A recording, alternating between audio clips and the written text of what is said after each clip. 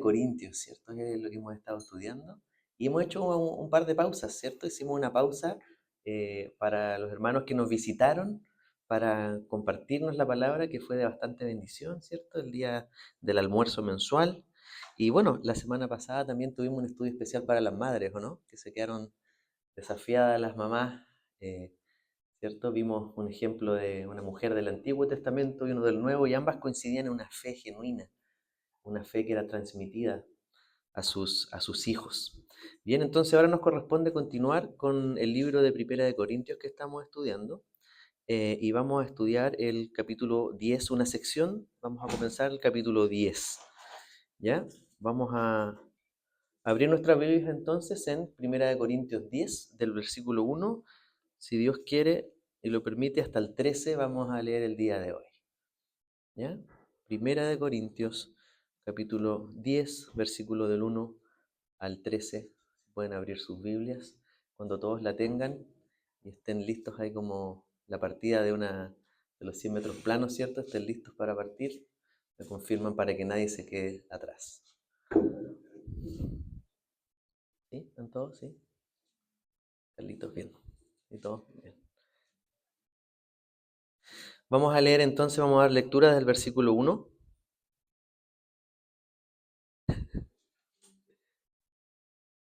Capítulo 10, versículo 1 al 13. Porque no quiero, hermanos, que ignoréis que nuestros padres todos estuvieron bajo la nube, y todos pasaron el mar, y todos en Moisés fueron bautizados en la nube y en el mar, y todos comieron el mismo alimento espiritual, y todos bebieron la misma bebida espiritual, porque bebían de la roca espiritual que los seguía, y la roca era Cristo. Pero de los más de ellos no se agradó Dios, por lo cual quedaron postrados en el desierto. Mas estas cosas sucedieron como ejemplos para nosotros, para que no codiciemos cosas malas, como ellos codiciaron, ni seáis idólatras, como algunos de ellos, según está escrito. Se sentó el pueblo a comer y a beber y se levantó a jugar. Ni forniquemos como algunos de ellos fornicaron y cayeron en un día 23.000. Ni tentemos al Señor, como también algunos de ellos le tentaron y perecieron por las serpientes. Versículo 10. Ni murmuréis, como algunos de ellos murmuraron y perecieron por el destructor. Y estas cosas le acontecieron como ejemplo, y estas están escritas para amonestarnos a nosotros, a quienes han alcanzado los fines de los siglos. Así que el que piensa estar firme, mire que no caiga. No os ha sobrevenido ninguna tentación que no sea humana, pero fiel es Dios, que no os dejará ser tentados más de lo que podéis resistir, sino que dará también juntamente con la tentación la salida para que podáis soportar. Bien, vamos a orar.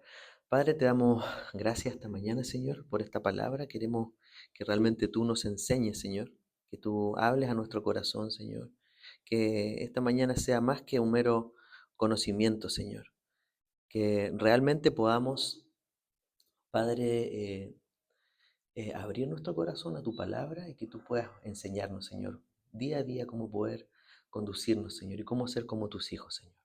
Pedimos que tu Espíritu Santo nos muestre, Señor, en qué estamos fallando, Señor, en qué debemos pedir perdón y en qué debemos mejorar, Señor.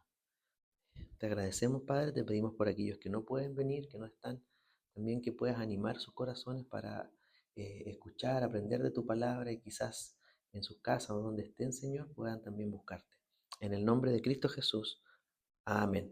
Bien, hermanos, para tener un contexto, entonces, hemos estudiado que Corintios tiene dos grandes divisiones. Me refiero a Primera de Corintios. Hemos visto que tiene dos grandes divisiones. El versículo que resume lo que es Corintios es, Pablo lo señala en Segunda de Corintios 11:3, que habla de esta devoción sencilla y pura que tenemos que tener de Cristo. Eso, si pudiéramos resumir en una frase, 2 Corintios 11:3 nos dice eso. Lo que buscamos que no se corrompa y que no se afecte es la devoción pura y una devoción sencilla a Cristo, ¿ya? Eso es el centro de lo que hacemos. Cristo es el centro. Hacemos muchas otras cosas, tenemos muchas actividades, ¿cierto? Pero de todas ellas siempre el Señor es el centro. Y de Él emana, ¿cierto?, la palabra que va transformando nuestra vida. Entonces, como les decía, tiene dos grandes divisiones este primer libro, y la primera sección de Corintios ya lo estudiamos, ¿cierto? Y dice relación a que los de Cloé, ¿cierto?, que era una familia de Corinto, le envió una información a Pablo que esto lo preocupó a Pablo. Entonces vemos que del capítulo del 1 al 6, Pablo les empieza a hablar de estos temas que fueron informados por esta familia de Cloé. ¿Qué cosas eran? Cosas que le preocupaban a Pablo y que debía afrontar esta iglesia. Las divisiones, ¿cierto? ¿Recuerdan que vimos las divisiones en la iglesia? Que uno decía, no, yo soy de Pablo, yo soy de Apolo, yo soy de Cefas. Y Pablo dice, oye, todos nosotros servimos al mismo Cristo. Es necio dividirse, ¿cierto? Detrás de cada uno de nosotros está Cristo. Uno planta, otro riega, ¿cierto? Otro, ¿cierto? Siembra, pero el Señor es el que da el crecimiento. Entonces, no caigan en este error. Una de las cosas que enfrentaron. Otra cosa, ¿cierto? La inmoralidad que se vivía en Corinto, en la iglesia. Recuerdan que vimos un casos de inmoralidades sexual, incluso y muy fuerte, que se estaba dando en la iglesia de Corinto. Y Pablo también quiso afrontar estos temas. Y esto había sido informado por la familia de Cloé, que estaba preocupada por la iglesia. Y en general también la carnalidad que había en la iglesia de Corinto. Todo esto es desarrollado en los primeros 6 capítulos. Todo esto, si quieres profundizar, puedes escuchar los estudios, los audios o los videos que hay en nuestro chat, si te perdiste alguna semana. ¿Ya? Desde el capítulo 7 en adelante comienza esta segunda sección en la que estamos inmersa en el capítulo 10. Del capítulo 7 en adelante, Pablo ahora empieza a contestar preguntas de los corintios. Corintios le empiezan a hacer preguntas, le envían, le hacen llegar preguntas, como por ejemplo temas como el matrimonio, ¿cierto? ¿Con quién debo casarme? ¿Cierto? ¿Cómo debe ser la persona que elijo? ¿Cómo debemos funcionar en unidad, en matrimonio? Habla también de los solteros, ¿cierto? ¿Cómo deben conducirse los solteros? No sé si aquí queda algún soltero, bueno, veo una solterita por ahí, pero es muy pequeña, ¿ya? Pero cierto que tienes que buscar un hombre que tenga tu misma fe, ¿cierto? Tienes que buscar una mujer de Dios, ¿cierto? Para hacer un matrimonio en unidad, ¿ya? Em, entonces, así Pablo ha ido contestando estas preguntas que le hicieron los corintios. Desde los siguientes capítulos, el 8 y 9, comienza a hablar sobre lo que vamos a hablar hoy día, que es la libertad en Cristo. ¿Ya? Ese es el tema, la libertad en Cristo. Pablo plantea una idea de que somos libres, dice, los cristianos somos libres. ¿Y de qué somos libres? ¿De qué podríamos decir que somos libres? Del pecado, ¿cierto? Del pecado, de la esclavitud del pecado, ¿cierto? Porque los judíos, cuando en el tiempo de Jesús, ellos esperaban la libertad, pero querían una libertad que era política, una libertad del imperio romano que estaba esclavizando a Judea, ¿cierto? Entonces mal entendieron cuando Jesús le dijo, yo voy a ser libres, pero una libertad del pecado. ¿Ya? Del pecado, no una esclavitud, ¿cierto? Parcial o temporal. Un imperio tiene un inicio, pero tiene un fin, ¿cierto? Entonces, eso es lo que les transmite Pablo, libres de la esclavitud del pecado, no del imperio. Hoy en el mundo, ¿cierto? Ellos creen que estamos al revés, dicen, oye, los cristianos son esclavos, tienen que ir todos los domingos a misa, dicen, ¿cierto? Tienen que ir a la iglesia el domingo, tienen que leer la Biblia todos los días, tienen que orar, ¿cierto? Y nosotros podemos hacer lo que queramos, pero la verdad es que ellos son esclavos. Porque nosotros tenemos la libertad y lo hacemos en nuestra libertad porque seguimos a Cristo. Pero el mundo está esclavizado por el pecado, por la materialidad, por la posesión, ¿cierto? Por la posición, ¿cierto? Son esclavos de esas reglas del pecado. Es al revés, es precisamente al revés. Y ellos no pueden salir si es que no entregan su vida a Cristo.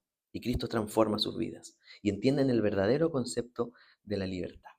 ¿Ya? Pero Pablo en estos capítulos y en este capítulo en especial, en el 8 y en el 9 también, nos dice que esta libertad que tenemos como cristianos conlleva una responsabilidad, ¿ya? Una responsabilidad de usar nuestra libertad en forma sabia, en forma prudente, ¿ya? Mira, en Grecia, para que ustedes saben, cuando estudiamos la introducción a este libro, vimos que Corinto, ¿dónde está situado? Si hoy día fuéramos a Corinto, ¿dónde tendríamos que ir? A Grecia, ¿cierto? A Grecia. Entonces, en la cultura helénica del siglo anterior y del primer siglo, había una filosofía que decía, en Grecia, ¿cierto?, que tú podías separar el cuerpo del espíritu. O sea, con el espíritu tú podías honrar a tus dioses paganos, podías venerarlos, adorarlos, hacer sacrificios para él, pero con el cuerpo podías hacer todo tipo de inmoralidades, no había problema. ¿Ya? Hacían esa separación y podías, ¿cierto?, cometer fornicación, podías hacer cualquier tipo de inmoralidad y no había ningún inconveniente porque había una separación completa entre el espíritu y el cuerpo. Entonces Pablo dice, ojo, alerta, ¿cierto? Warning, cuidado, ¿ya? Porque nos dice que el templo, el cuerpo, es templo del Espíritu Santo, ¿ya? No podemos hacer esa división, hago lo que quiero y adoro a Dios, ¿ya? Entonces nos dice que la libertad debemos entonces ejecutarla con responsabilidad. Entonces, mira qué interesante esto, porque hay áreas aquí en este capítulo, podemos ver que hay áreas en la vida, hay áreas en la vida en general que no están claras, o sea, no están señaladas expresamente en la Biblia. Por ejemplo, decir, esto debes hacerlo, este listado son pecados, ¿ya? Todas estas cosas no puedes hacerlas, el resto sí. La palabra no enseña eso, ¿cierto? Sabemos que, por ejemplo, la mentira es pecado, sabemos que la idolatría, la codicia, la fornicación, sí, efectivamente son pecados y no podemos usar nuestra libertad para cometer pecados, ¿cierto? Eso claramente está proscrito, está prohibido por Dios. Pero hay ciertas áreas grises que la Biblia no señala, ¿ya? Si es o no pecado y uno piensa, ¿esto será pecado o realmente no puedo ejecutarlo? Por ejemplo, le voy a poner un par de ejemplos, de esto se trata este capítulo, ¿ya? Escuchar música secular, por ejemplo. ¿La Biblia te dice que es pecado? No lo dice expresamente, ¿cierto? Y hay personas, ¿cierto?, que escuchan música secular para, no sé, poner música en el ambiente, para escuchar porque les gusta, y para ellos no afecta su vida cristiana, ¿cierto? No afecta. ¿Por qué? No hay una idolatría, ¿cierto? No hay una idolatría. Pero también obviamente escuchan música cristiana, cantan en la iglesia, no hay problema. Pero para algunas personas, por ejemplo, escuchar música del mundo sienten un cosquilleo, sienten que no es correcto.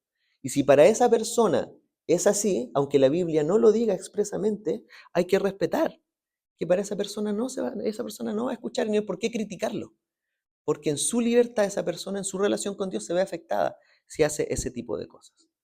¿Ya? Entonces se dan cuenta y no hay un listado taxativo en donde esto lo puedo hacer, esto no.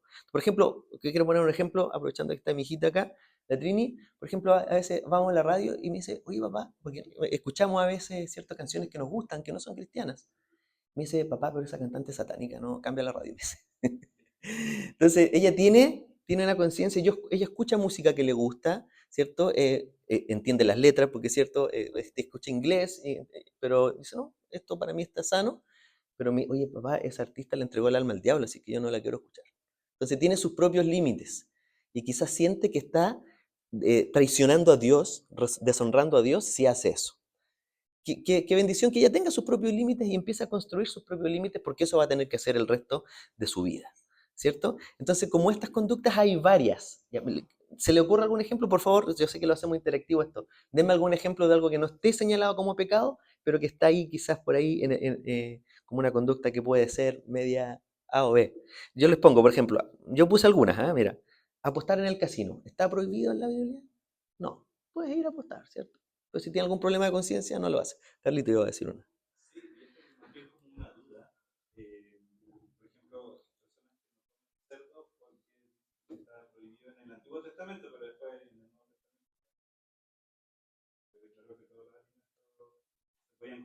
Buenísima pregunta, buenísima. La vamos a contestar en este mismo estudio. Sí, excelente. Esa es una muy buena pregunta, ¿cierto? Comer cerdo o comer, porque Pablo en un momento dice de la carne sacrificada a los ídolos, ¿cierto? Dice, yo tengo libertad, pero si con mi libertad voy a afectar a mi hermano, mejor no lo hagas. Dice, ¿cierto? Dice, todo te es lícito, pero no todo te conviene. Ustedes saben que en el primer siglo, de hecho aquí en Grecia, en Corintio, cuando sacrificaban carne a los ídolos, ¿cierto? Era el sacrificio, ¿cierto? Ofrecían animales y sacrificios. Y lo que pasaba era que la carne, el sobrante, las carnicerías de Corinto vendían esa carne más barata, porque había sobrante, había carne, ¿cierto?, que no era utilizada. Entonces tú podías ir en el comercio y comprar esta carne más barata y consumirla. Pero ¿qué pasaba si había alguien que iba pasando y te veía y dice, oye, esta carne fue ofrecida a los ídolos, fue dedicada a estos ídolos falsos? Entonces yo veo a mi hermano y sabes que eso me produce tropiezo. Entonces Pablo dice, ¿sabe qué? ¿Tienes derecho? Sí, tienes derecho a comer. ¿Tienes libertad para hacerlo? Sí, la tienes. Pero ¿sabes qué mejor? Usa tu libertad con responsabilidad y no comas esa carne porque fue dedicada a los ídolos. Y si alguien te ve, puede tropezar. Ese es por eso un muy buen ejemplo, porque te habla de la libertad, pero cómo cuidar la libertad con responsabilidad por amor a otros. Por amor a otros. El caso del cerdo, yendo un poco a ese punto, ¿cierto? El Antiguo Testamento establecía toda una cantidad de alimentos que eran inmundos, ¿cierto? Y que los judíos no podían comer, ¿cierto? Pero el Señor con su sacrificio, dice que ¿cierto? Él limpió completamente todo lo que era inmundo, ¿cierto? Y de hecho, si ustedes leen Hechos capítulo 10, respondiendo a la pregunta en Hechos 10, Pedro, ¿cierto? Ve como que bajan estos lienzos del cielo y una voz, ¿cierto? El Señor que le dice, oye, todo esto yo lo purifiqué, ya no hay nada inmundo, mata y come. Bueno, ese es un mensaje sobre los alimentos, ¿cierto? Porque él ve alimentos y está diciendo, ya no hay nada inmundo, puedes comer. Pero lo que quería decir realmente el Señor era, Pedro, puedes predicarle el Evangelio a los gentiles que no son judíos, porque ellos no son inmundos. El Evangelio es para todos. ¿Ya? Mata a dos pájaros de un tiro con ese mensaje.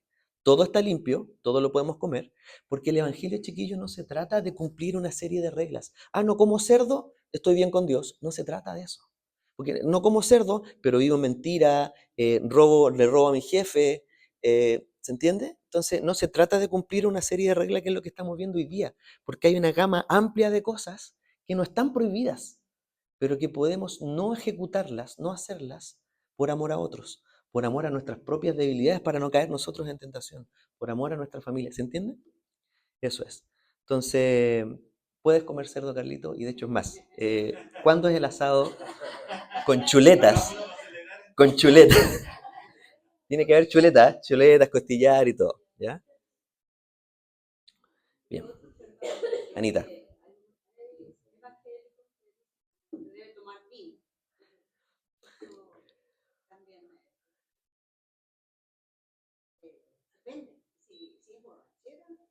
Exactamente. Ese otro punto, ¿cierto? El poder tomar vino es otra de estas áreas porque Primera de Timoteo 3 te dice que no seas dado al mucho vino.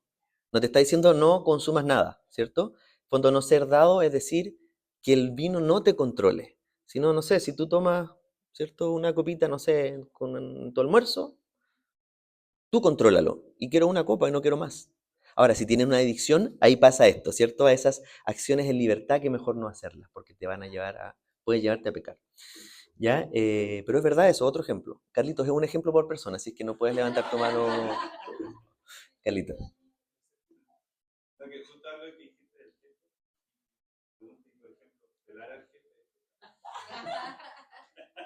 Bueno, este capítulo habla del murmurar, de hecho, y lo habla como pecado. El Señor, la murmuración del pueblo de Israel contra Dios era pecado.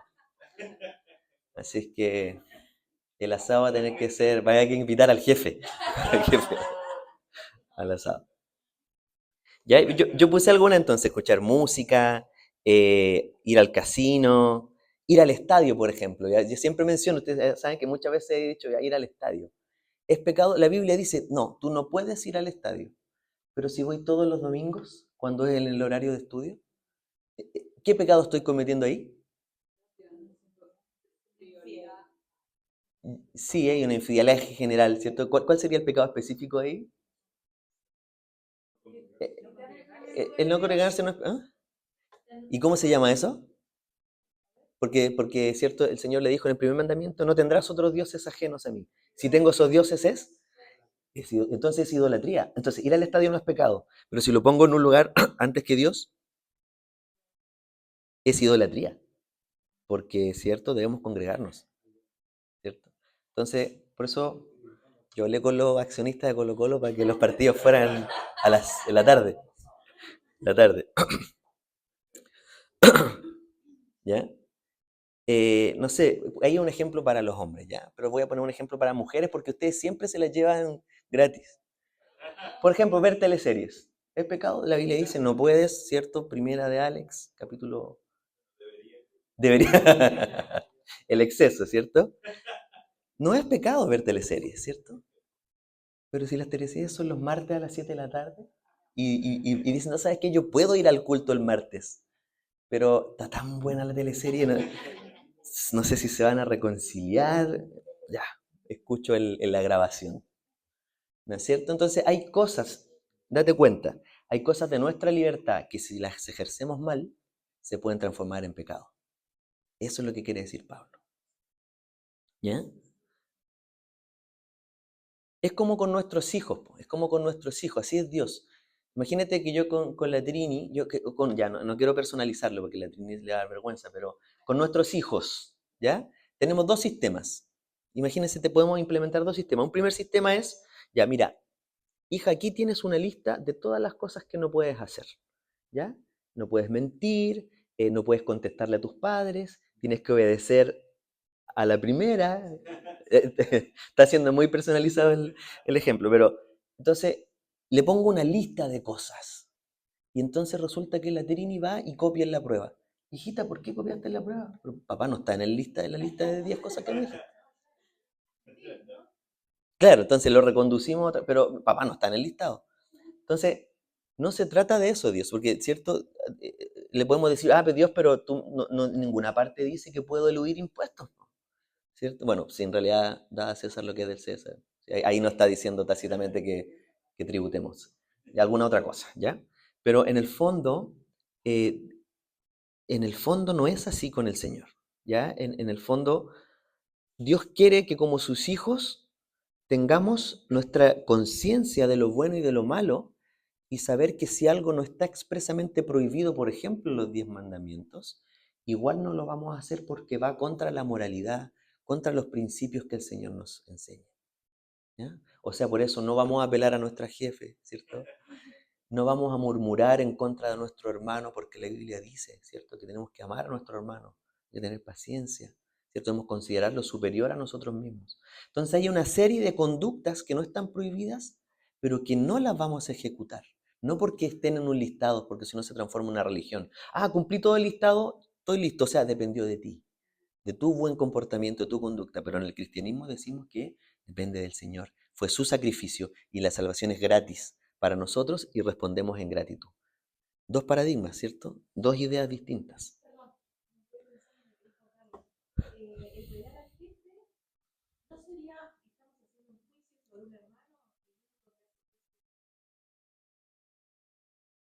Claro, podríamos reconducirlo en varias áreas, ¿cierto? Pero juzgar, el no juzgar, ¿cierto? Puede ser el no juzgar. No sé qué otros principios se les ocurre que podríamos estar. Sí, puede ser una autoridad, aunque está establecido cuando Pablo habla de la autoridad es pública. Bueno, si tu jefe es el presidente de la República, pero claro, para mí los profesores son una autoridad, carabineros para mí es autoridad, no sé, cuando se traspasan ciertos límites, obviamente ya se produce el caos social, pero sí, también son autoridades sobre ti que Dios ha puesto. De hecho, Efesios lo dice, ¿cierto? Le dice a los amos, ¿cierto? Que traten con dignidad a sus empleados, que en esa época eran esclavos, podrían tratarlo como quisieran, ¿cierto? Pero a su vez dice a los empleados, obedeced a vuestros amos. Exacto. ¿Al jefe? A to- Sí, sí, exactamente. La reducción al gran mandamiento, ¿cierto? Que el Señor dijo, en realidad todo se resume, ama a Dios, primero, ¿cierto? Vertical, siempre se me olvida, vertical y horizontal. Y amar a tu prójimo como a ti mismo. ¿Ya? Eso, entonces tengamos en cuenta eso, porque que nadie diga, oye Alex, pero esto no está prohibido, así es que lo... No, la conciencia, la libertad, ejecutémoslas con responsabilidad. Desde el capítulo 8 en adelante nos empieza a enseñar que en esta libertad, hermanos, podemos tomar dos caminos, el del conocimiento o el del amor. ¿Ya? El conocimiento, hermanos, en general, Pablo nos dice que envanece. No, yo sé, yo conozco mis derechos, así que los voy a hacer respetar. Yo conozco la Biblia, conozco las leyes y el conocimiento te empieza a envanecer cuando no está acompañado de amor, ¿ya? De amor. En cambio, el amor, dice la palabra, Pablo dice que edifica, ¿ya? El conocimiento envanece, el amor edifica. Y dice que el amor es un camino aún más excelente que el conocimiento. Y esto lo vamos a ver cuando lleguemos a 1 Corintios 13, ¿cierto? Que describe todo lo que significa el amor. Ya nos quedan 3 capítulos para llegar a ese. Pero cuando tú dices, no, yo conozco mis derechos, así es que los hago respetar. Eh, pero a veces Pablo nos enseñó en el capítulo anterior, nos dijo que a veces tus propios derechos no los ejerces por amor a tu hermano. No sé si recuerdan en el capítulo 9, Pablo empieza a señalar y dice, mira, yo tengo derecho a su sostenimiento porque me dedico a predicar el Evangelio. Y da alrededor de 7 puntos de por qué la iglesia de Corinto debiera sostenerlo, ¿cierto? Económicamente, por él ser una persona, un ministro que predica la palabra. Y entonces comienza a dar esta argumentación y cuando aparece y dice, entonces yo tengo derecho, él dice, yo tengo el derecho, ¿cierto?, de recibirte, es mi facultad de que ustedes lo hagan. Y cuando pareciera como que justo va a pasar la ofrenda, ¿cierto? Dice, pero no lo voy a ejercer, dice, no voy a ejercer este derecho. Y ustedes no tienen que sostenerme. ¿Por qué? Porque ustedes, corintios, han sido carnales, ustedes se han dividido, han dicho que yo soy de Pablo, yo soy de Apolos, no están preparados entonces para sostenerme y yo prefiero renunciar a este derecho, a mi libertad en el fondo, ¿cierto? Está renunciando a su libertad, ¿cierto? Para que la predicación del Evangelio no sea afectada. Eso dice. Lean el capítulo 9, lo vimos, lo estudiamos hace semana atrás. De hecho, creo que fue el capítulo, la sección que enseñó Dustin. Entonces, hay ocasiones que tenemos todo el derecho a reclamar o a ejecutar nuestros derechos, pero por amor al Señor, por amor a otro, podemos renunciar a esos derechos. Hoy día que tenemos una sociedad en que los derechos humanos están tan potentes, tan fuertes, pero el Señor nos enseña que el centro no es el hombre, el centro es Dios. Y ese es el problema. ¿Cuál es la gran idolatría? Y esa conclusión vamos a llegar a una línea más adelante. La gran idolatría del día de hoy, en la actualidad, no son las estatuillas de greda ni de cera, es el hombre. El hombre se ha puesto como su propio ídolo y satisfacerse a sí mismo y se ha olvidado de Dios. ¿Ya? Bueno, en el capítulo 9 y final, Pablo termina haciéndoles una advertencia, hermanos, a los corintios. Y le dicen, ¿qué les dice? Le dice Pablo, le dice, corintios, corran, corran, corran. Ahí tenemos nuestra campeona, ¿cierto? Que corre, ¿cierto? En las maratones y nos representa, ¿cierto? Y corran, le dice, corran porque esta carrera cristiana, dice, es una maratón. Es como un atleta. Entonces, todo esto que ustedes están hablando, olvídense, corran hacia la meta y lleguen a la meta, no queden en el camino, ¿cierto? Porque muchas personas van quedando en el camino con el tiempo, ¿cierto? Las pruebas, y ¿cierto? Y abandonan la fe. Viene la adversidad y parece que la semilla no estaba tan profunda y dejan de lado al Señor, sus vidas, ¿cierto? El compromiso con el Señor. Pero Pablo le dice, corran como atletas, una larga maratón hasta llegar a la meta. O también le dice, luchen, porque habla como de la lucha como greco-romana, ¿cierto? Pone esos dos ejemplos deportivos, el atletismo y la lucha, ¿cierto? Porque dice, deben vencer al enemigo. Y el enemigo, ojo, no siempre es Satanás, ¿cierto? A veces el primer enemigo es nuestra propia carne. Somos nosotros mismos, en nuestras propias luchas y nuestros propios deseos. Y Pablo dice, luchen y lleguen, y dice, y ganen el premio, lleguen a la meta, superen los obstáculos. Dice en una parte de Pablo, dice, el luchador, dice, de todo se abstiene para ganar el premio. ¿Ya? Es decir, por ejemplo, los luchadores, el greco-romano, ellos podrían comer asaditos, ¿cierto? Podrían comer pancito, pero ellos se abstenían de esas cosas. ¿Se dan cuenta que no son pecado? Libertad, tenían la libertad de abstenerse, o sea, de consumirlos, pero se abstienen, ¿cierto? Porque tenían una meta.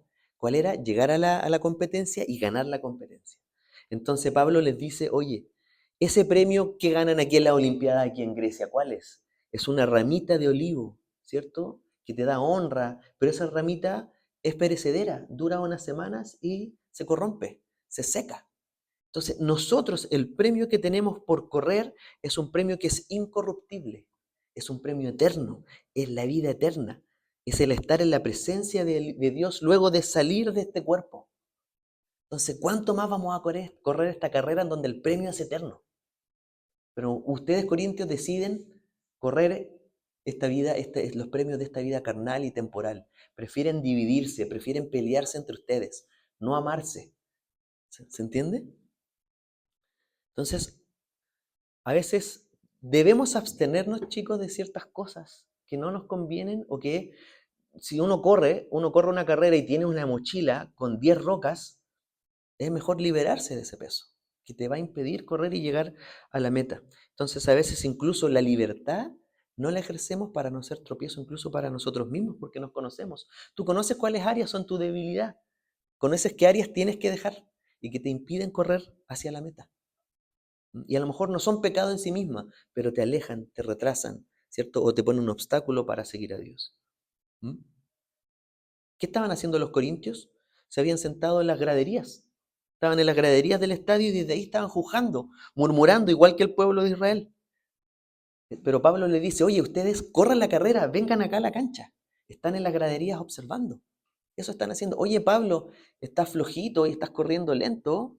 Corre más rápido, Pablo. ¿Sabes que Apolos corre más rápido que tú? Oye, vamos, Pedro, Pedro, Pedro. Estaban dividiéndose por los líderes. Absurdo, no. Ustedes involúcrense en la carrera, sean atletas. En este capítulo 10, para resumir, hay 4 cosas que nos muestran estos versículos, hermanos. 4 cosas que Pablo dice que la libertad, y ahora se va al pueblo de Israel, ¿cierto? Él pone como ejemplo el Antiguo Testamento. Y hay 4 cosas que la libertad te puede llevar a cometer pecado. ¿Cuáles son esas cosas? Si las pueden buscar ahí en los primeros versículos, serían, a ver si me pueden decir alguna, si las encuentran, de estos 13 primeros versículos que leímos. ¿Cuáles serían los 4 grandes pecados a que te puede llevar la libertad mal conducida?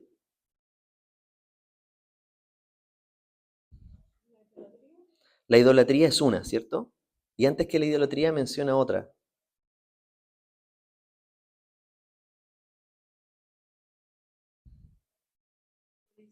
La codicia, ¿cierto? La codicia. Fornicación y la murmuración, o tentar a Dios, o la murmuración. Vamos a nombrar algunos pasajes del Antiguo Testamento, hermanos. No creo que podamos ver las 4 hoy día, estas 4 áreas, pero vamos a tratar de avanzar en lo que podamos, ¿ya? Em,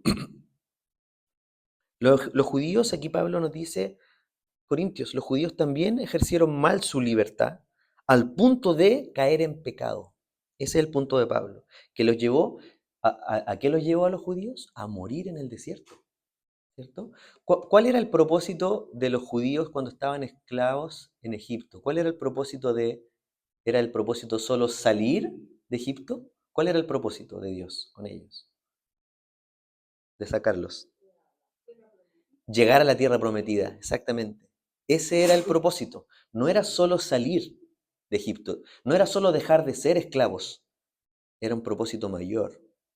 Era llegar a la tierra prometida que Dios, ¿cierto? Ellos para eso tenían que tener fe de que iban a llegar a esa tierra prometida, ¿cierto? Pero dice la palabra que la mayoría de ellos murió en el desierto porque cometieron uno de estos 4 pecados que están aquí mencionados. Ejercieron mal su libertad. No entraron en la tierra prometida. Mira el libro de Éxodo, hermano, y de aquí toma Pablo, de este pasaje del Antiguo Testamento toma lo que dice aquí, y de Éxodo Números. El Éxodo habla de una nube que seguía al pueblo de Israel, imagínate. Había una nube que en el desierto los seguía para protegerlos del sol, porque estaban en el desierto. Total, cierto calor, cierto sofocados, pero esa nube dice que los seguía, ¿cierto? Para protegerlos. Y no solo eso, sino que la nube también les daba la dirección de dónde tenían que ir.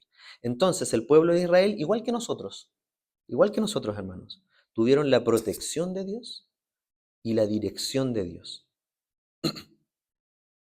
Lo mismo que nosotros. Como sus hijos, tenemos su protección y su dirección. En su palabra está la guía de cómo conducirnos, ¿cierto? De cómo caminar la vida. Y aún así, ¿cierto? Dice incluso que en la noche tenían una columna de fuego que los alumbraba y les daba calor. ¿Quién ha estado en el desierto? Yo dormí una vez en el desierto. En la noche las temperaturas bajan muchísimo. No tengo idea por qué. Uno está en el desierto, pero baja muchísimo. Bueno, el Señor tenía una columna de fuego que los alumbraba y les daba calor. Entonces, te das cuenta, el pueblo de Israel tenía la presencia de Dios ahí con ellos. O sea, eran cosas sobrenaturales que daban cuenta de que su Dios, el Creador, los estaba guiando. Y aún así pecaron. ¿Te das cuenta que el problema entonces no es Dios? Dios puede estar presente, Dios está con nosotros. El problema está en nuestro corazón. Como seres humanos, la naturaleza caída que tenemos en nosotros. Puede que veamos milagros. Bueno, ¿qué dijo Jesús en el Evangelio?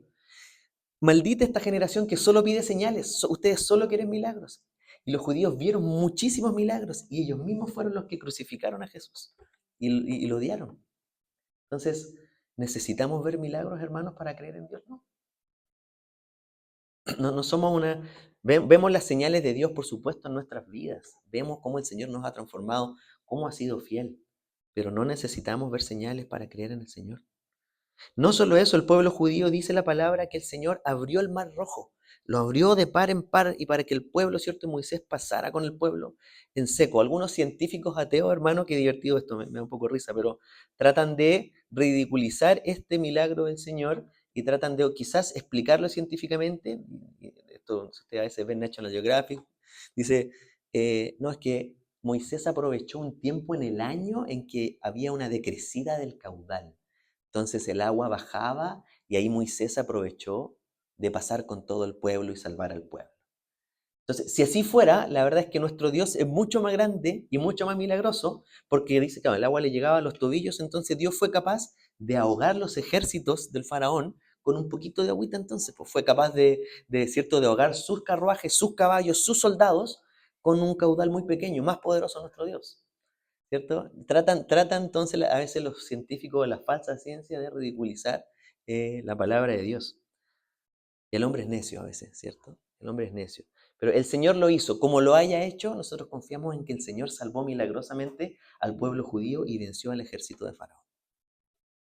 Pero bueno, aún así, a pesar de que el Señor lo sacó de todo esto, el Señor, ¿cierto? Incluso las plagas en Egipto, los judíos vieron a Dios, los sacó de la esclavitud, aún así ellos pecaron. Ellos pecaron. Mira, el versículo 3 nos dice, de 1 Corintios 10, dice, todos comieron el mismo alimento espiritual. ¿Cuál era ese alimento? ¿El pueblo de Israel? El maná, ¿cierto? El maná, hermanos, era un alimento que caía del cielo. En una otra parte dice que eran alimentos de ángel. Era la provisión de Dios, era algo milagroso. Y aún así ellos empezaron a murmurar y a reclamar, hoy comemos todos los días lo mismo. Imagínate, yo he escuchado testimonio, y cuántos de nosotros a veces hemos estado en necesidad, ¿cierto? Y anhelamos, Señor, que a la puerta de mi casa caiga comida del cielo, literalmente, ¿cierto? Y el Señor hace milagros y a veces te bendice con un hermano, a veces, ¿cierto? Hay personas que oye, hermano, ¿sabes qué? No, el Señor puso esto en mi corazón, traje esto para ti, y el Señor usa personas. Y eso hizo con el pueblo de Israel, y aún así reclamaban, y aún así murmuraban. Y era el Señor mismo, ¿cierto? Dándoles de su bondad. El maná. Versículo 4, todos bebieron de la misma bebida espiritual porque bebían de la roca espiritual que los seguía y la roca era Cristo. ¿Cierto? ¿Recuerdan el Antiguo Testamento cuando se golpeaba la roca Moisés, ¿cierto? Y salía agua, emanaba agua. El Señor entonces le daba agua, ¿cierto? Saciaba al pueblo de Israel en medio del desierto con agua. Y ojo que aquí tenemos un versículo, entre paréntesis, del Nuevo Testamento, en donde confirma que Cristo aparece en el Antiguo Testamento como símbolo, todos estos símbolos que hay de Cristo en el Antiguo Testamento, ¿cierto? El Nuevo Testamento también nos dice que Cristo es la roca, ¿cierto? Es la piedra del ángulo sobre la cual se edifica la iglesia, pero Cristo también estaba con estos símbolos presentes en el Antiguo Testamento y Cristo era, ¿cierto?, el del que emana el agua viva. Y tenemos como eso muchísimas tipologías y simbologías de que Cristo está presente en el Antiguo Testamento. ¿Ya? Todos estos beneficios tuvo el pueblo de Israel, dice Pablo. Versículo 5, pero mira cómo concluye. Mira el versículo 5, ¿qué dice? Pero de los más de ellos no se agradó Dios, por lo cual quedaron postrados en el desierto. O sea, imagínense, con toda esta muestra de Dios, de bendiciones a este pueblo día a día con sus milagros el Señor, aún así dice que el Señor vio su corazón y no se agradó del corazón de estas personas. ¿Por qué? Porque estas personas ejercieron su libertad, ¿cierto? Para pecar en idolatría, en murmuración, en codicia. ¿Quiénes fueron los que entraron a la tierra prometida? ¿Se acuerdan? ¿Cuántas personas menciona? Caleb y Josué, ¿cierto? Ellos, y se entiende que su familia, ¿cierto? Se multiplicaron después. Pero fueron solo dos de esos hombres. Se dice que del pueblo de Egipto, históricamente, se dice, porque esta es una verdad histórica, que los judíos, los hebreos, más bien, que salieron de Egipto eran entre 2 a 6 millones, era una gran cantidad de personas. ¿Y cuántas entraron a la tierra prometida? 2 personas. Entonces aquí dice, la mayoría de ellos murieron en el desierto. En realidad es el 99 como a 13 nueves. Perecieron en el desierto. 99,9999. Solo 2 personas entraron, ¿cierto? fueron hallados fieles.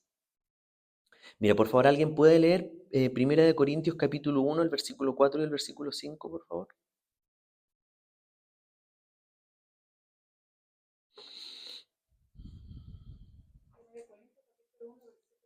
Capítulo 1, versículo 4 y 5.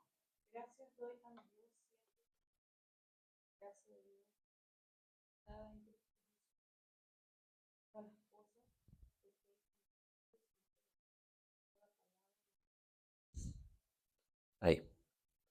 Al igual que el pueblo de Israel, hermano, los corintios y nosotros, porque aquí vamos a hablar de forma en una triada, ¿cierto? Israel, los corintios y nosotros, porque esto no estamos estudiando historia, estamos viendo cómo el Señor nos habla a través de su palabra.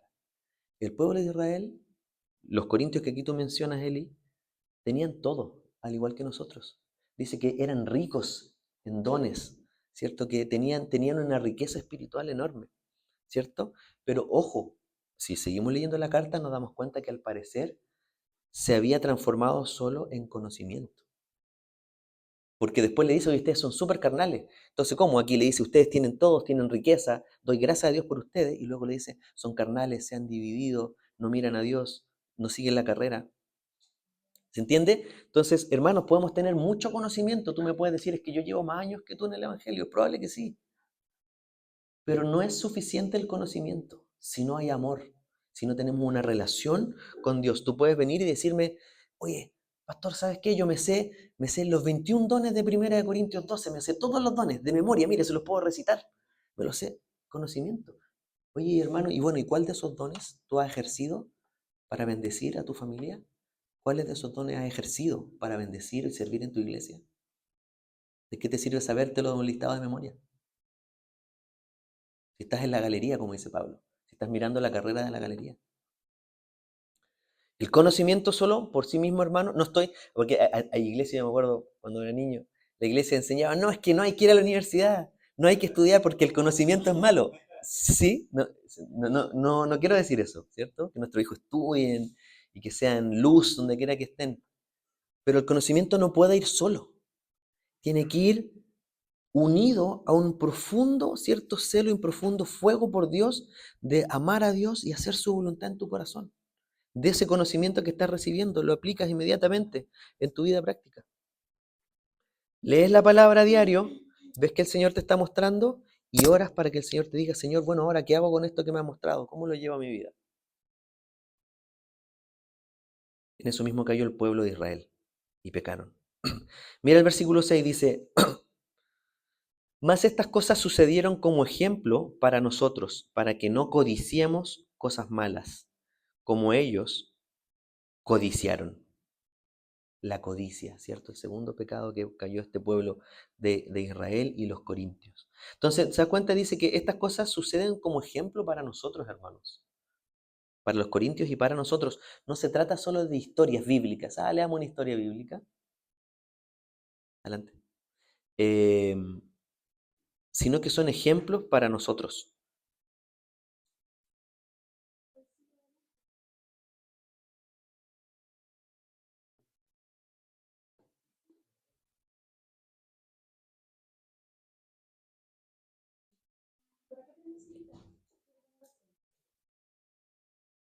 Bienvenido, buenos días.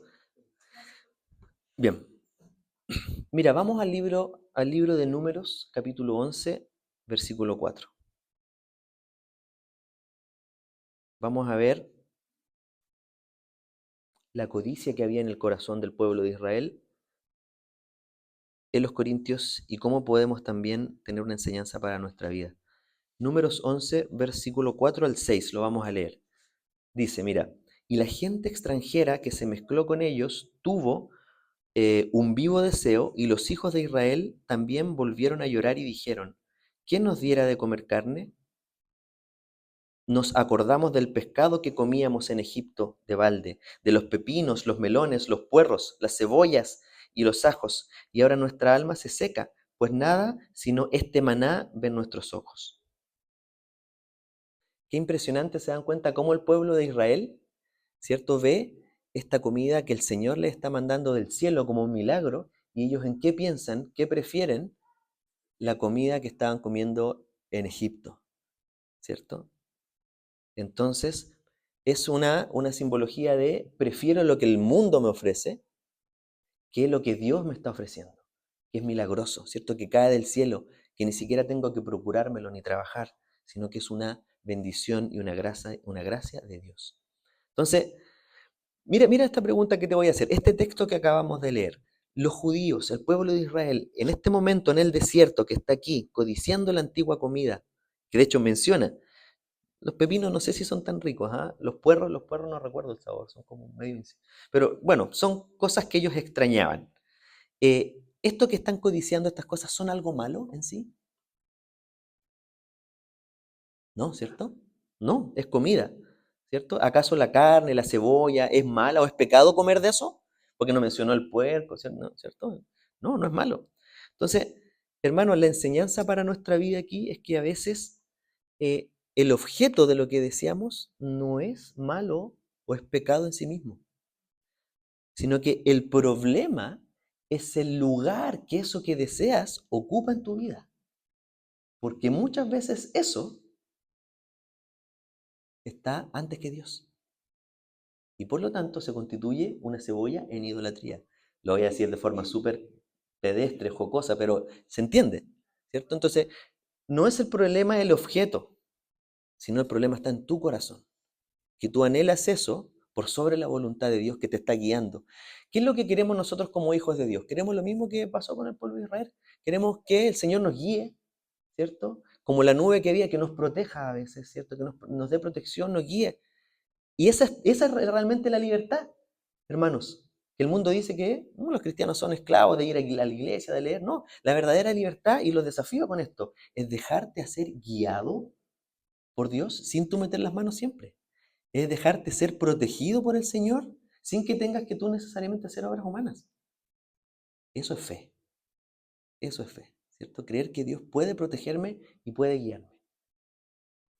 En cambio, el pueblo de Israel, ¿cierto? Estaban anhelando todo lo que tenían en Egipto, ¿ya? Y a veces nosotros caemos en esos reclamos, en pensar en lo que, Señor, Señor, que está tan cara la benzina. Va, tienes auto. Hoy, Señor, la UEF ha subido tanto y tengo que pagar el dividendo. Hoy, Señor, te ha bendecido con una casa. Vemos lo malo y no vemos la bendición del Señor. Es que tengo que pagar varios dividendos. Respóndete tú mismo. El Señor te ha bendecido muchísimo. Entonces dejemos que el Señor guíe nuestras vidas, ¿ya? Mira el versículo 7. Estamos en Primera de Corintios, capítulo 10, un ejemplo del pueblo de Israel, versículo 7. Dice, mira, ni seáis idólatras, como algunos de ellos, según está escrito. Se sentó el pueblo a comer y a beber y se levantó a jugar. ¿Ya? Estos juegos se referían a juegos, ¿cierto?, inmorales, ¿ya? No se trata de un juego de que están jugando tenis ni jugando fútbol, ¿ya? Pero habla de la idolatría este versículo. El contexto, ¿cuál es de este versículo que se refiere Pablo, hermano? El siguiente. Moisés sube al monte a la presencia de Dios, ¿cierto?, en el Antiguo Testamento, a recibir los 10 mandamientos, ¿cierto? Y el primer mandamiento, ¿cuál es? Lo comentamos hace poquito. El primer mandamiento que el Señor da, ¿cierto? No hacer dioses ajenos, amar a Dios, ¿cierto? Con toda tu mente, con todas tus fuerzas. ¿Qué es lo primero que hace el pueblo de Israel cuando Moisés sube a pedir los 10 mandamientos? Cae en idolatría. Es decir, quebranta inmediatamente el primer mandamiento. ¿Qué fue lo que hicieron ellos? Le dijeron, ¿cierto? A Josué al líder, le dijeron, ¿sabes qué? Moisés lleva 40 días arriba, no sabemos si está muerto. ¿Por qué no nos hacemos una imagen para adorar? ¿Y qué dice el líder? Entonces ya pídele a sus esposas que me pasen sus zarcillos, sus cadenas de oro. Hicieron un becerro y lo comenzaron a adorar. Y a nosotros nos impresiona eso y decimos, ¿cómo son tan necios? Y nosotros hacemos lo mismo, porque tenemos nuestros propios becerros, nuestros propios ídolos. Nuevamente, ¿el problema está en el ídolo? No, aquí Pablo dice, el problema es la idolatría, no el ídolo. Porque Pablo dice, el ídolo no habla, no ve, no conversa, no concede nada. El problema es la idolatría que hay en tu corazón. Ese es el problema. Mira, esto está en Éxodo 32:1, que a mí me gusta siempre leerlo, porque digan, "No, Alex inventó esto". No, yo quiero que veamos que está en la palabra para despejar toda duda. Mira, Éxodo 32, versículo 1, vamos a leer algunos versículos de esta historia. Dice, viendo el pueblo que Moisés, Éxodo 32, que Moisés tardaba en descender del monte, se acercaron entonces a Aarón y le dijeron, levántate, haznos dioses que vayan delante de nosotros, porque a este Moisés, el varón que nos sacó de la tierra de Egipto, no sabemos qué le haya acontecido. Y Aarón les dijo, apartad los zarcillos de oro que están en las orejas de vuestras mujeres, de vuestros hijos y de vuestras hijas, y traédmelos. Entonces todo el pueblo apartó los zarcillos de oro que tenía en sus orejas, y los trajeron a Aarón. Y él los tomó de las manos de ellos y lo dio forma con un buril, e hizo de ellos un becerro de fundición. Entonces dijeron, Israel, estos son tus dioses, que te sacaron de la tierra de Egipto. Y viendo esto, Aarón edificó un altar delante del becerro, y pregonó a Aarón y dijo, mañana será fiesta para Jehová. Y al día siguiente madrugaron y ofrecieron holocaustos y presentaron ofrendas de paz. Y se sentó el pueblo a comer y a beber y se levantó a regocijarse. ¿Qué les parece? Hermanos, el pueblo de Israel vieron cómo el Señor milagrosamente levantó las plagas para herir a Egipto y al faraón. El pueblo de Israel vio cómo los sacó milagrosamente de Egipto, cómo les abrió el mar rojo milagrosamente, cómo destruyó al ejército y a los soldados de Faraón. Vio el pueblo de Egipto, perdón, de Israel, cómo caía maná del cielo, cómo el Señor les daba agua en el desierto. Y aún así entonces caen en idolatría y ellos sabían que no podían hacerse imagen, ¿cierto?, de Dios, y hacen un becerro de oro y le adoran.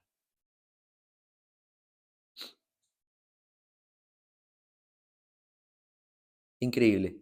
Y nosotros a veces caemos en lo mismo. Sabemos. Por eso Pablo dice, ojo, el conocimiento solo envanece, ¿cierto? Ejerce tu libertad con amor a Dios y al prójimo. Tenemos que fundir ambas cosas, hermano. Si sabemos mucho de la palabra, no es suficiente. ¿Por qué? Porque el pueblo de Israel tenía todo este conocimiento y aún así su corazón estaba entregado al mal. No tenían una relación profunda con Dios. Ahora, mira, que me gustaría resaltar algo importante de este texto que acabamos de leer, en donde Aarón les construye este becerro. Si te das cuenta, el versículo 5 dice, e hicieron fiesta para Jehová, para Dios, ¿cierto? Entonces tú dices, pero ¿cómo? Si es idolatría. Ellos no se cambiaron de Dios. ¿Te das cuenta de eso? Ellos no adoraron otros dioses.